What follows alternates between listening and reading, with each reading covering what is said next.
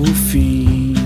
A fome tornou as criaturas ferozes, libidinosas, libidinosas.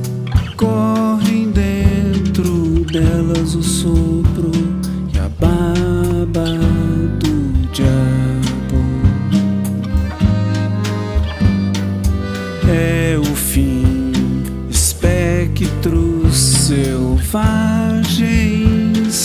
vagam pelas estradas, cegos como morcegos, em noites desesperadas, em noites desesperadas.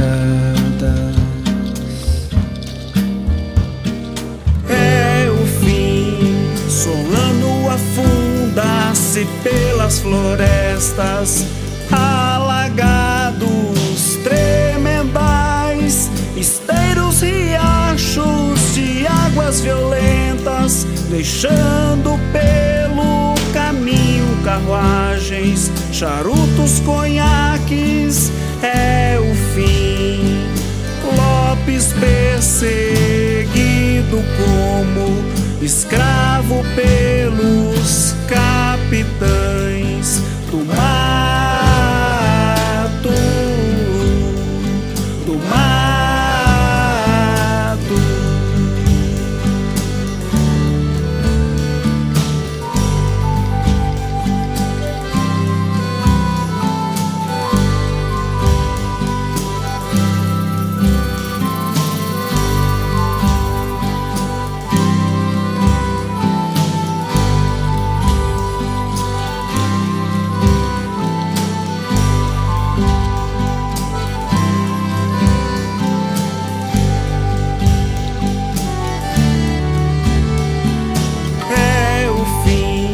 Solano afunda-se pelas florestas, alagados tremendais, esteiros, riachos de águas violentas, deixando pelo caminho carruagens, charutos, conhaques.